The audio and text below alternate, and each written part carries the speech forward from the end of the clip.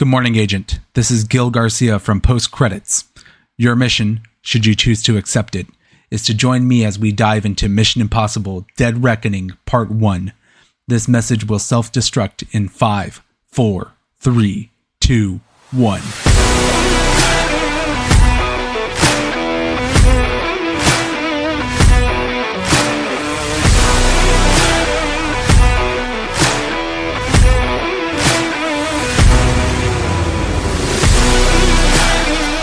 Hello, folks, and welcome to the first review for Post Credits with Gil Garcia. I am the titular host, Gil, and I am here, and I'm excited to bring you my review of Mission Impossible Dead Reckoning Part 1, the seventh and penultimate film in the Mission Impossible franchise. I am so excited to get into this, guys. It is been a long time dream to do a podcast again where I get to talk to you guys about these movies, and what better way to start it than with Mission Impossible, a franchise that I have a long history with, that I absolutely adore and love, and I just want to gush about the entire time of this podcast. So for anyone that's listening that didn't listen to last week's episode where I kind of introduced the format of the podcast, the way today's episode is going to be broken down is going to be into 4 segments. We're going to start with Act 1, which will be the synopsis of the film and my personal connection to the franchise. Act 2 will be when I'll get into the spoiler-free review of the film, let you know what I thought of it, and especially for those of you who haven't seen the film yet, Act 2 will be where you'll get most of your information. I'm going to stay spoiler-free so that you could enjoy the episode and then go watch the film. And then come back, because post-credits I'll be talking about spoilers. And then Act 3, which will come right after my review, we'll be talking about all the public reception, the budget, the critical reception, how well the movie did at the box office this weekend. And then I'm also going to give you some filmmaking factoids to gush about for the Mission Impossible Dead Reckoning Part 1 film. And I think it's about time, guys. Let's get right into it. This is Act 1.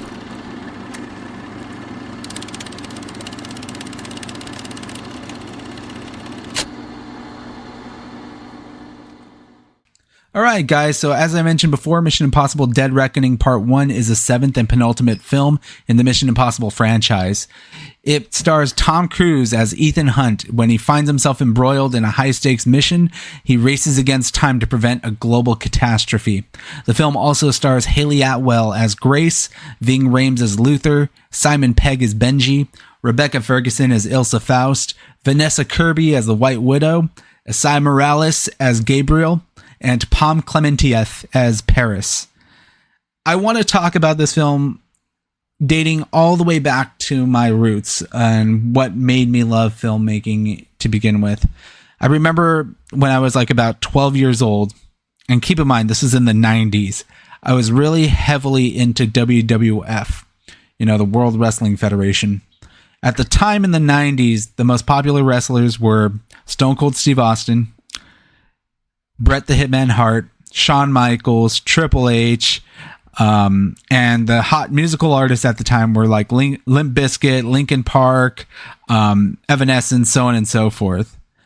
Now, during this time, Limp Bizkit played a critical role into my appreciation of Mission Impossible, because Limp Bizkit was doing the soundtrack and the official theme song of WrestleMania in the 90s. And they were playing that one song, My Way or the Highway or whatever. But they were also promoting their connection to the Mission Impossible franchise, which is they performed a cover of the original Mission Impossible theme with a song called Take a Look Around. Now, in the 90s, I was a little kid. I watched every commercial, every ad that the WWF threw at me. I'm talking like McDonald's commercials, Burger King, Hot Wheels, you name it. And during this time, the WWF also liked to promote like soundtracks. With CD players being the hot commodity at the time, they would show like Breaking Benjamin commercials, they would show Linkin Park commercials, Evanescence, and of course Limp Bizkit, because Limp Bizkit was doing the WrestleMania theme song. And when I first heard Limp Bizkit's rendition of the Mission Impossible theme, I was like, holy crap, this is awesome. So I went to my dad and I told him, hey dad, I want the Mission Impossible 2 soundtrack for my birthday. So sure enough, my birthday comes, my dad buys me the soundtrack, and I played the shit out of that soundtrack. There were some bangers on there too. I'm talking like they had Limp Bizkit, Metallica, Incubus, Tool. They had a really good group of artists on there. And when I began to play it on my CD player, my dad asked me, like, have you ever seen this movie? I'm like, nah, I just like the music. And he's like, well, let me show it to you. So we go to Blockbuster, we rent Mission Impossible 2, and I get to watch it for the first time. And I was blown away. Keep in mind, I was 12 years old. I didn't know what a bad movie was back then, but I loved it because there was like slow motion gunplay. You had Tom Cruise with his like, and this was prime Tom Cruise with like the long slick back hair. He was super cool with the sunglasses. You also had like John Woo as the director, so there were doves flying all over the place. There was a motorcycle chase, and I really dug it. It was of its time. So unless you were there or you were born in the 90s to watch this movie, you probably look at it as a piece of shit nowadays. But when I was a kid, I saw that movie and I was just like enamored by it. I love the soundtrack and I loved the movie. And sure enough, my dad ended up buying the movie on DVD and gave it to me as well. I actually might still have the soundtrack here in my room. If I do, I'm definitely posting a picture of it on Instagram after this podcast goes up. But that was my introduction into Mission Impossible. I was never really a Pierce Brosnan 007 kind of kid. I really liked action films, but Mission Impossible was more my style. It was more simple, easier to follow. Big action set pieces with Tom Cruise. Whereas in the 90s, the action with James Bond wasn't as good, in my opinion. I really did like, the John Woo style of Mission Impossible 2. But with that being said, when Mission Impossible 3 came around and J.J. Abrams was set to direct it, obviously I was older, I could comprehend it a little bit better, and I really dug it too. Mission Impossible 3 does not get enough credit, but it may stand as J.J. Abrams' best film, in my opinion, only because it brought the conversation back to Mission Impossible that wasn't happening for a long time. People saw John Woo's film and they discredited the whole film. They were like, this is kind of a piece of crap. Maybe Face Off was like a once-in-a-lifetime hit for John Woo, but Mission Impossible 2 wasn't it. Mission Impossible 3 comes, and they add Simon Pegg, Ving Rhames returns, but they also add Michelle Monaghan, and for the villain, they got Philip fucking Seymour Hoffman. And that blew my mind because Seymour Hoffman is like one of these prestigious Academy Award nominated every single time he touches a film type of actors. But for him to play the villain in a Mission Impossible movie, that was big. And this movie had some really crazy stunts. You had, Tom Cruise leaping onto the top of a building and sliding down. You had that crazy race through, I can't remember the city. It might have been Shanghai, where Ethan Hunt has the bomb in his head. And it was just fantastic. It was heart pumping. And at a certain point, you even thought Ethan Hunt was going to die. But it worked out perfectly. The franchise continues going on. And then they drop the fucking hammer. Mission Impossible Ghost Protocol comes out. And at this time, 007 has taken over. Everyone is talking about Casino Royale and talking about James Bond once again as the king of spy movies. Then Ghost Protocol comes out and completely knocks James Bond on its ass, especially after Quantum of Solace. Ghost Protocol literally redefined the Mission Impossible franchise, possibly saving it. Tom Cruise is a madman in this. Ghost Protocol shows him, hanging off the side of the Burj Khalifa, which is the tallest building in the world, doing a stunt for a movie that he doesn't even know is going to be a guaranteed hit, along with, Ving Rhames and Simon Pegg. I mean, hell, they even had Jeremy Renner show up in this film. On the off chance that it wasn't a hit, maybe they could segue onto Jeremy Renner's hot streak and maybe make him the potential Mission Impossible lead going forward. But no. Tom Cruise does that Burj Khalifa stunt and he stays on and tells everyone, I'm Ethan Hunt, I'm here to fucking stay, and Ghost Protocol is my best film. And Ghost Protocol brings the franchise back dramatically.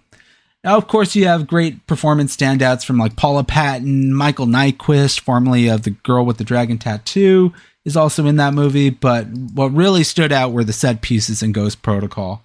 Everyone also talks about the scene with the like the layer of film that like kind of projects a hologram of the hallway. Such a cool spy like gadget. It seems really practical, but also very like new age thinking. Ghost Protocol was also directed by Brad Bird, by the way, who did The Incredibles. So fun factoid there. Then we go to Rogue Nation. Now, Rogue Nation was kind of a step back for me. I liked it a lot, but it didn't do it for me the way that Ghost Protocol did, where Ghost Protocol really kind of stood on its own and it made itself like well known as like the almost reboot of the Mission Impossible franchise. Rogue Nation is a follow-up where Ethan Hunt is now chasing this syndicate that's now taking over the world, and he's joined by, and this is my favorite addition to the franchise so far, Rebecca Ferguson. Oh, Rebecca Ferguson. I love her so much, man. She absolutely crushes it in this movie as Ilsa Faust, a femme fatale that goes toe-to-toe with Ethan at every single level.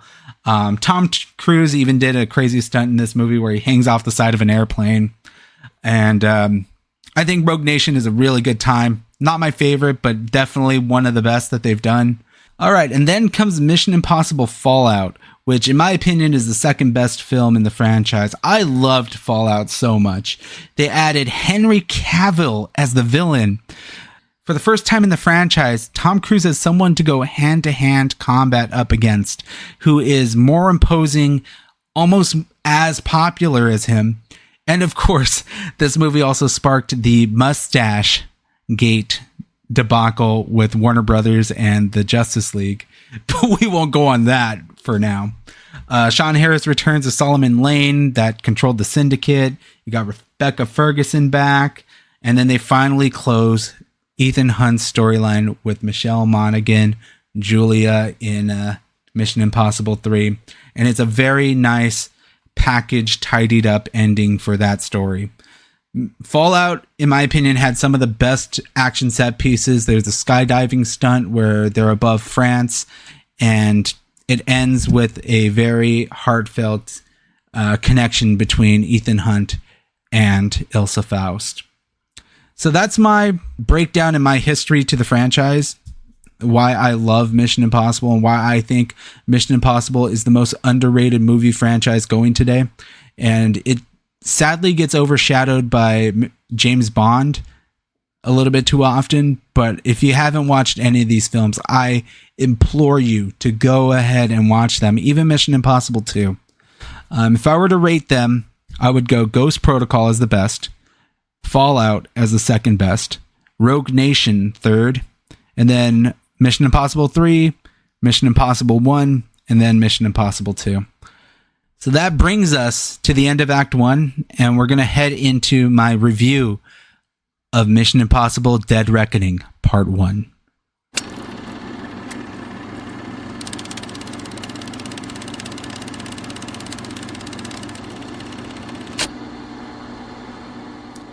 All right, guys, so this is what you came for. This is the spoiler-free review of Mission Impossible Dead Reckoning Part 1. First and foremost, I want to say that this movie probably falls as my third favorite film in the franchise. I do not think it's better than Fallout. I do not think it's better than Ghost Protocol. I will say it's definitely better than Rogue Nation. Some of the stuff they do in this movie when it comes to AI and modern filmmaking is astounding, and it's fantastic. This movie, like every other Mission Impossible movie up until this point, will keep you to the edge of your seats. It will keep you engaged, and there won't be a minute of this screen time that is wasted here. This is a very tightly packed 2.5 hour runtime film that will keep you guessing the whole way through. It ends in a way that's very satisfying for being a part one as compared to other part one movies, and we'll talk about that in a bit. Tom Cruise here shows why he's here to save cinemas. I love the movie-going experience, and what Tom Cruise did last year with Top Gun Maverick, and especially what he's doing here with Mission Impossible Dead Reckoning, I have to applaud him. Say what you will about his personal life and his antics and the way he goes about carrying himself on a set. I think Tom Cruise is one of the last true movie stars, and he is doing everything in his power. He's giving every ounce of himself to make sure he puts asses in the seats of these movie theaters. And as someone who loves the movie going experience and will forever be a patron of the theaters, I respect Tom Cruise so much for that. And Dead Reckoning Part 1 is another achievement in his illustrious career, another notch on the hat. And what could I say about him that hasn't been said already? He is fantastic in this movie. The movie also introduces 3 characters that have never appeared in the Mission Impossible franchise before. Haley Atwell's Grace, Pom Clementieff's character known as Paris, and Esai Morales as the villain who's playing this character known as Gabriel. I think all 3 actors did a fantastic job here. Haley Atwell, for me, is the clear standout. She gets the most screen time and the most dialogue in the film. She plays counter to Tom Cruise's agent antics. Haley Atwell holds her own, and for the longest time we always thought, how is Haley Atwell going to define herself after doing a Marvel movie? We've seen so many actors and actresses who had done the MCU and then they just fluster out into nothingness afterwards. Pom Clementieff, another MCU veteran, comes into the franchise as a villain. We know her as Mantis, this naive, simple, very happy-go-lucky character in the MCU. But here, she's almost the exact opposite. She's doing her best impression of what we think is like a John Wick villain. Her facial expressions are fantastic because she doesn't have a lot to say here. She is a very silent character. I mean, even at one point, she dresses like a mime, but I think her physical presence here is fantastic. There's a scene in the middle of the movie where she has a sword fight with Tom Cruise. Fantastic. She holds her own, and it's good to see her in this franchise. And now let's talk about Esai Morales. Now, this is a character that's being retconned into the story as a person from Ethan Hunt's past, but we had never seen this character on screen before, even before the very first Mission Impossible. So that's already comes with a lot of caveats, especially with the previous Part 1 film that we saw this summer, Fast X, who tried to do the same thing with Jason Momoa's character. Here, I think Esai Morales works better. It's not like this character has been controlling every single event that has led to this, but he has been slowly plotting since the very first start of Ethan Hunt's agent career to get revenge in this aspect. And Esai Morales' motives are pretty brutal, man. He is working with an AI named the Entity, which can calculate and predict future events, which ultimately creates one of the coolest sword fights I've seen in a movie. And I think Esai Morales, he may be a bit cold, he may be not as personable as Henry Cavill, but I think he does a good job here of making himself stand out from other Mission Impossible villains or movie villains that kind of just fall by the wayside. This is Christopher McQuarrie's third Mission Impossible film, and I think it's very strong here. He clearly has chemistry with Tom Cruise dating back to their work with Jack Reacher. His action set pieces are full of spectacle. They are a sight to behold, and a lot of them are done practically. I watched a behind the scenes shot of how he directed that motorcycle stunt at the end of the film with Tom Cruise being on the motorcycle himself. They had to record the scene from a helicopter about 200 feet away from Tom Cruise, but they couldn't get too close to him. Otherwise, the wind from the propellers would blow Tom Cruise off the ramp that they built. And not only that, even if he ejected his parachute, he would be far too close to the edge of that cliff for it to really save his life and to take effect. So they had to be very careful with the way they shot this film. And I gotta say, I absolutely adore the lengths that they went to keep everything practical and to keep everything in-house. There are some sequences that are CGI, and we'll talk about that in spoilers, but they didn't bother me as much because the practical stunts that are here are absolutely incredible. I mentioned before that there are other Part 1 films that came out this year. We had Fast X and then Spider-Man Across the Spider-Verse. Fast X is really kind of a blight to me because those movies don't establish stakes. Every character in those franchises is superhuman. They don't die. They always come back. They make humor out of it. And the movies don't feel fun for that. In order for a movie to feel fun and engaging and immersive, you have to establish stakes. And I am so glad to see that this movie, Part 1 Dead Reckoning, does establish stakes. There are characters that will die here. There are characters that will be in peril. The power dynamic of the IMF changes by the end of the film. It is fantastic. And I think that what they're setting up for Part 2 here is going to be spectacular. Unlike the Fast X franchise that we don't even know what the next movie is going to look like. What the fuck is it even going to be about? But with this, they're setting up very specific plot points while also paying off some other storylines and finishing and closing out other people's stories. I like what they did here. Unlike, and this is one of the biggest gripes with Spider-Man Across the Spider-Verse. People watched that film and thought, there are too many loose ends here. It doesn't feel like a complete movie. Yes, you want more from Across the Spider-Verse or Beyond the Spider-Verse next time. But this movie doesn't feel gratifying in that sense. It just leaves everything kind of out in the open.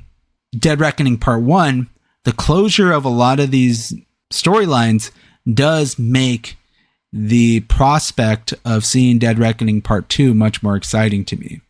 And it also makes Part 1 a better film because of it. Now, I've been thinking about this for a very long time. Am I going to do a scale or a score on this show? And I thought, you know what? Let's do it. One out of 5, with 5 being the best. But what is the metric that I'm going to be using for this podcast? Well, for the first episode, I'm going to say mozzarella sticks is going to be my metric. Now, anyone who's gone to see a movie with me knows there are 2 things I buy at the concession stand every time I see a movie. One is a drink. The second is mozzarella sticks. And I don't think this is going to be permanent. I'm going to listen to you guys' feedback and see what we can do, what metric we're going to use from here on out. But today's episode, we're going to be reviewing Dead Reckoning Part 1 on a scale of 1 to 5 Mozzie sticks.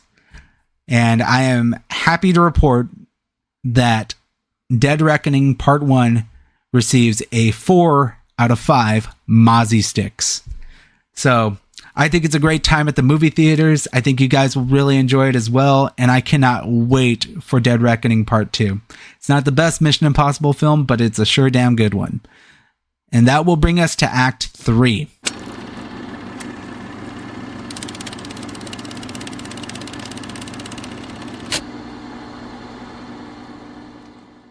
The Act 3, I'm going to go into the critical reception, the audience reception, the budget, the box office results, and some filmmaking factoids. So I'm going to rattle these off for you.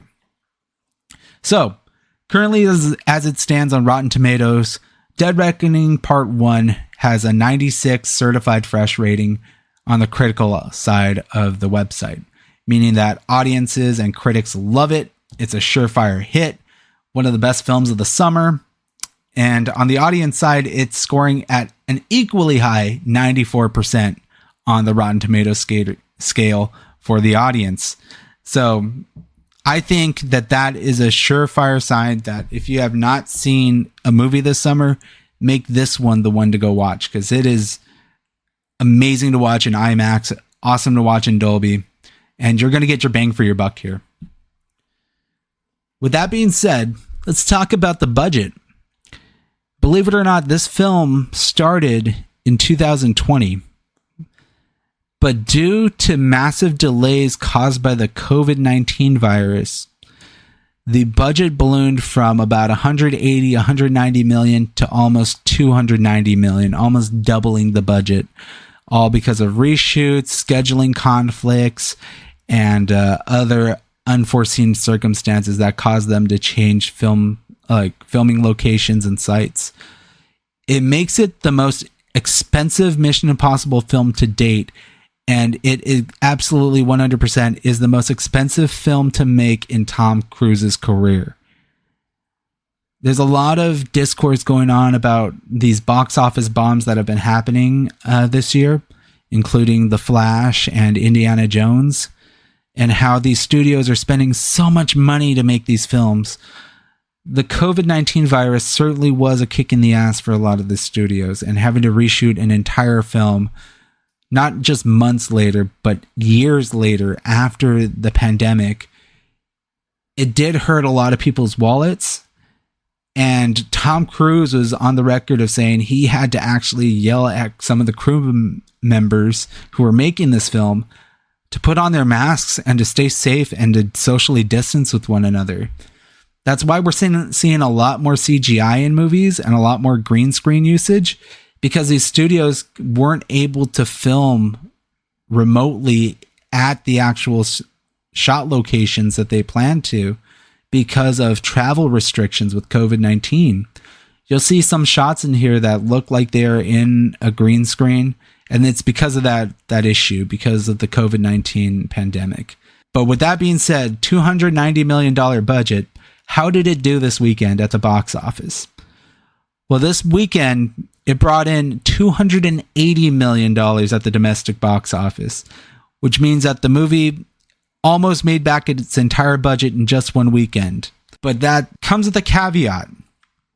It is the largest opening for the Mission Impossible franchise ever, the most money it's made in a single box office weekend. But that's also helped with the fact that they opened a couple days sooner. It is more like a 5-day opening window as opposed to a 3-day weekend. And that is not the amount of money that they were expecting to get back for the studio for this film. I think the projections from the industry experts was that this movie was going to make close to $350 million this opening weekend. $280 million is a significant letdown for Paramount, especially because the budget for the film ballooned so high. I think that's a testament to streaming. A lot of people still aren't going back to the movie theaters after the pandemic changed the way people approach blockbuster movies. My showing on Tuesday, for example, was actually pretty full. There were people on my right and left, and it was filled from the top all the way to the handicap seating in the front. Now, does this movie have legs? I think good word of mouth will give this movie enough of a reach to last all the way past, August. And then when it goes on VOD, that's when the profit is really going to reach its point. I'm definitely buying this movie on Blu-ray and DVD. The box office results are a testament to everyone's new age thinking about cinema. And despite Tom Cruise's best efforts to bring people back into the theater, Mission Impossible did not bring people back the way that Top Gun Maverick did, I'm afraid to announce. Another big factoid about this film: Tom Cruise is now older than Jon Voight was when he was in the first Mission Impossible movie. Tom Cruise is 61. Jon Voight was 59 when Mission Impossible 1 came out. That's insane, right? like just think about that. You look at side-by-side pictures of Jon Voight and Tom Cruise. Jon Voight at 57, Tom Cruise at 61. Tom Cruise still looks younger than Jon Voight. It's wild to me. Just shows the power of Scientology and keto diets will do for a person. Another factoid. Now, Henry Czerny returns as Eugene Kittredge. He was in the very first Mission Impossible movie as an IMF agent. And he finally comes back after so many years of being absent. It makes him the longest absent character to come back in the movie franchise, which is pretty nuts. I'm hoping that we may see Emilio Estevez eventually, but let's just say he's probably still stuck to the top of an elevator shaft, if you got my meaning.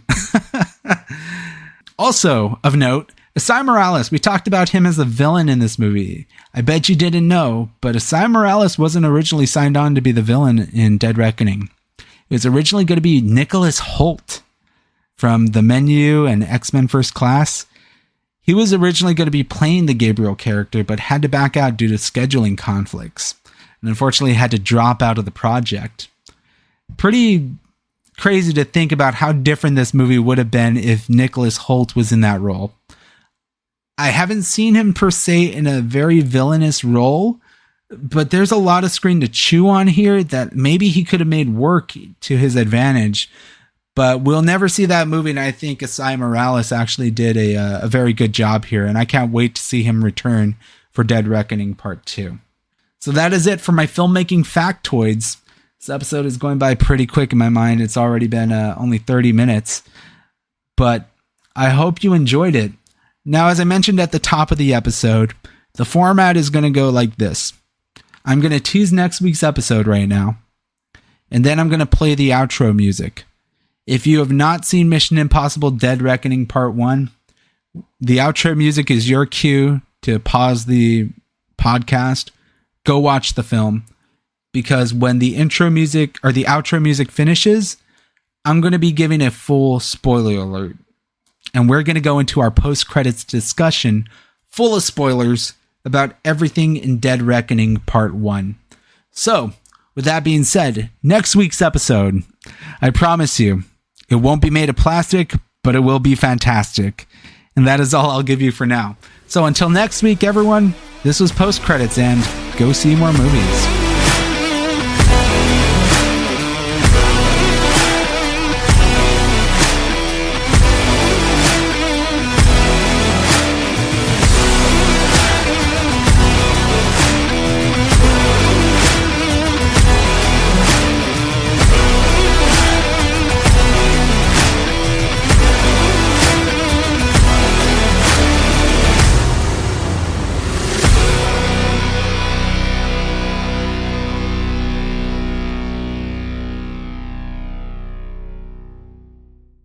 This is a spoiler warning. This is a spoiler warning. All right, guys, welcome back. This is our post-credits discussion of Mission Impossible Dead Reckoning Part 1. So if you've already watched the film, you are safe. We're going to go into specific spoilers that occurred in this movie. If you have not watched it, you will be spoiled, and I do not take responsibility for your enjoyment of the film if I ruined it for you. So with that being said, let's get started. Mission Impossible Dead Reckoning Part 1 is the final film with Rebecca Ferguson. It breaks my heart. But Ilsa Faust gets sadly killed in the second act of this movie. Ilsa Faust was a fantastic addition to the film. I loved every minute that she was on screen. She was a dynamic femme fatale and an amazing romantic interest for Tom Cruise's Ethan Hunt here. But it is a very solemn goodbye for a character that has only had 3 movies, but all 3 movies she's been a standout in. Does that lead way into Haley Atwell becoming a new romantic interest? I don't know in that sense, but I do say that Haley Atwell will be a very good contributor for the final movie. But to say goodbye to Rebecca Ferguson's Ilsa Faust character really set the tone for this movie. The sequence leading up to her death, it's so brilliantly done. We've had a lot of discussions about AI and technology, and even nowadays, we're talking about SAG-AFTRA strike is going on, and they are fighting to keep their jobs amongst AI writers and filmmakers. This movie has a very brilliant but brutal scene where Ethan Hunt and Ilsa Faust get separated after a nightclub. Ilsa Faust goes right after Gabriel, who's going after Grace. So Tom Cruise is left behind in the club, and he's gathering the two key pieces and is fighting off the White Widow's henchmen so that he can also go and try and save Grace. Because at this point, Gabriel's given them an ultimatum. One person is going to die today. It's either going to be Grace or it's going to be Ilsa Faust. When he begins pursuing the parties, he is getting fed directions by Benji over his mic. And this is where the AI takes over. The entity duplicates Simon Pegg's voice and relays incorrect directions to Ethan Hunt, which then leads him to a booby-trapped ambush with Pom Klementieff. So you have a chase scene that then becomes split into two simultaneous fight scenes with our characters literally at the brink of death. It is heart-pumping. It is awesome. But at the same time, it's very scary the way it's done. The AI voice is, God, it's just terrifying. But once Ethan Hunt finally breaks free, he finally disposes of Pom Klementieff's character and gets free to go and save Grace and Ilsa Faust. He arrives there too late. Ilsa Faust has been stabbed to death by Gabriel and has been left on the bridge in the middle of Venice. What I appreciate about this also is that it's not one of those cliche death scenes where the dying hero has to say something gallant to their predecessor or to their loved one. No, by the time Ethan Hunt gets to her, she's gone. She's been gone for a while, and there's nothing he could do to save her. Ilsa Faust, rest in peace, girl. You played your part really well, and I loved Rebecca Ferguson in this role. And I'm going to miss her. I'm honestly going to miss her a lot. Now, talking about her death, we also got to talk about the villains. And I mentioned the entity. Now we're talking about Gabriel.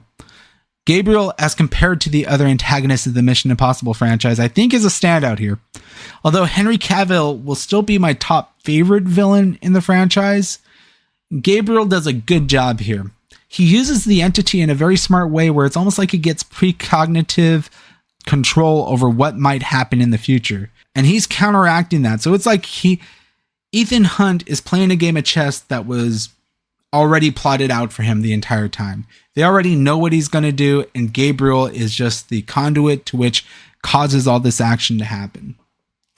He is not necessarily imposing physically, but he is a psychological and emotional threat to Ethan Hunt. And for that, I think he stands out a bit more than Sean Harris, Michael Nyquist, and even Philip Seymour Hoffman. I think Gabriel is a little bit more intimidating than Philip Seymour Hoffman, given the context of the film. One thing I didn't like about the film is the intro. I think it starts off setting up the stakes and showing you what we're fighting for, but it doesn't actually tell you what was inside that submarine. It's just a kind of lousy and lame MacGuffin that eventually I think it will get paid off in the next movie, but still it stands out as a huge MacGuffin with characters that we didn't really care about. There were all these Russian like submarine divers, and it had to do with like the radar disguising a fake submarine, and they end up shooting themselves and blowing themselves up. It's cool, but it doesn't actually grab people's attention like other Mission Impossible films. There was no real mask revealing hook of an intro. So I think it starts off a little soft. But the action sequences that are here are fantastic. We then go to Paris, where there is an airport sequence where Grace and Ethan Hunt first meet. They do a bunch of magic tricks involving the two MacGuffin keys. And I really like the chemistry between Haley and Tom here. They do play off each other both comedically and compassionately. And there is a very adversarial dynamic there. Very, very good. Very well done. And it then gets elevated when the two get handcuffed to one another and then have to escape not only the police, but they also have to escape the entity's henchmen, followed by Gabriel and Pom Klementieff. So they're driving through Paris, They get into a yellow Fiat, which is souped up, hard to drive. And dude, I never even thought about the whole right side, left side driving mechanic. But because the two of them are handcuffed together, it is brilliant when they have to decide which person is going to drive and which one can't. They get into a accident where they flip over, they switch seats, and then more chaos and comedy ensues. It is awesome. And it's funny because it's the second time this year that I said it was France, but it's actually Italy. It's the second time that Italy was featured in a car chase scene this year. The first was with Fast X and their whole Rocket League segment. Here, I think it's done way better. It's way more comedic. It's way more action paced. It's funnier. It's way more exciting. Less CGI. It's almost all practical. It's awesome to see. It really set the tone for the movie and what was to come in the third act. In the third act, after Ilsa Faust has been killed, and we've already talked enough about the AI chase scene that was involved there, now we come to the train sequence. This is a big pivotal point for me because this is what made it going from 10 out of 10, the best movie in the franchise, to I really liked it.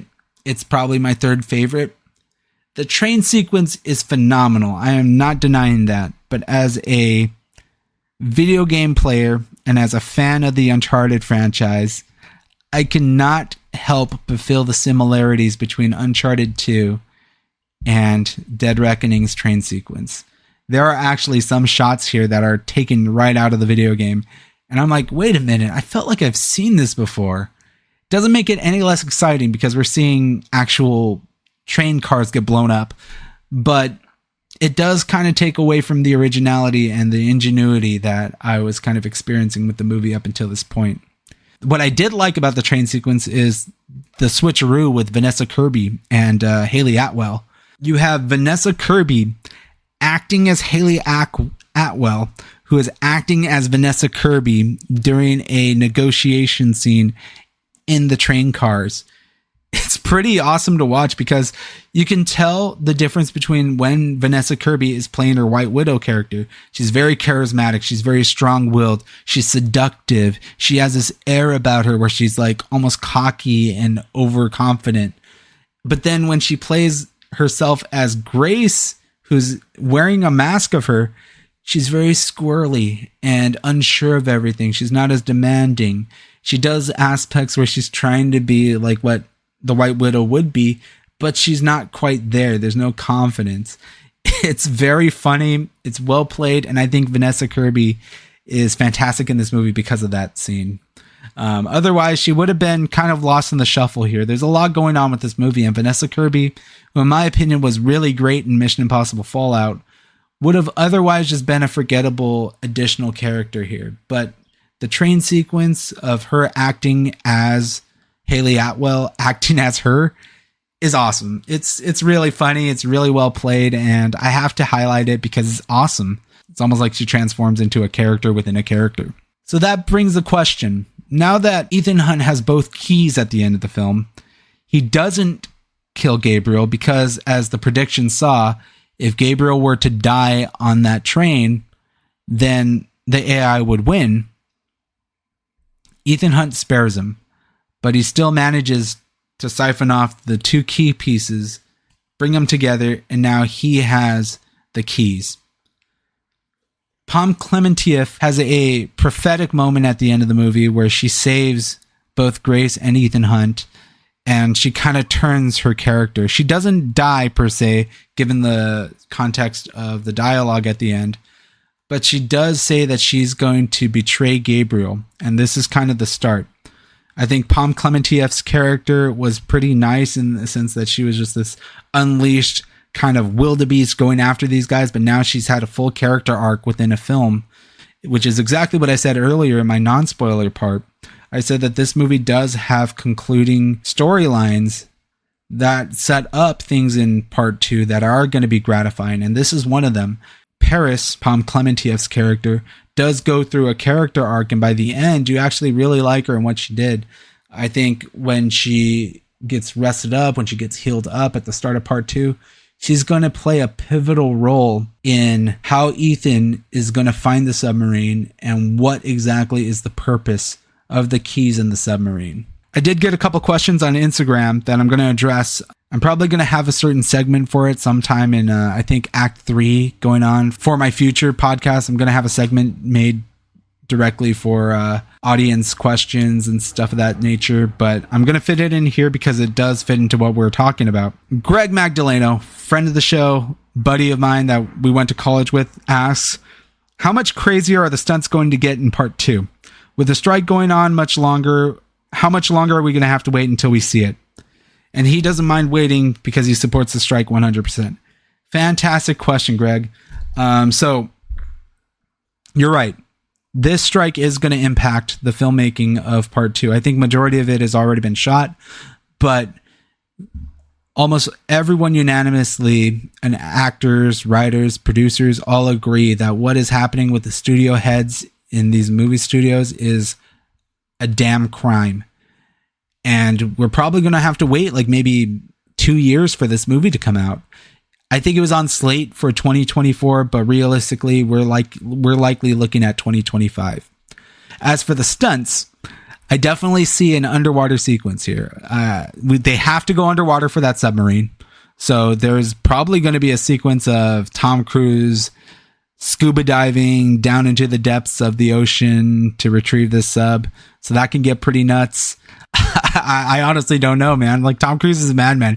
He could do anything in this next movie, and I will be absolutely surprised by it. Who knows? Maybe he'll do a stunt where he'll shoot himself into space. We don't know, but it's fun to imagine that. Either way, I think part 2 is going to be the perfect summer blockbuster. It's going to bring back so many callbacks to the original films and pay off this character and send him off in a way that's very true to Ethan Hunt. I just want to see a better finale out of Mission Impossible than I did with No Time to Die with 007. I hate to say it, but No Time to Die was kind of a stinker in my opinion. I did not like that movie as much as I thought I was going to. I see Christopher McQuarrie and Paramount sticking the landing here. I think Dead Reckoning Part 2 is going to be a fantastic finale, and there's almost no way they're going to botch this, in my opinion. But we'll see. We do support the writers of the SAG-AFTRA strike, so stay strong, guys.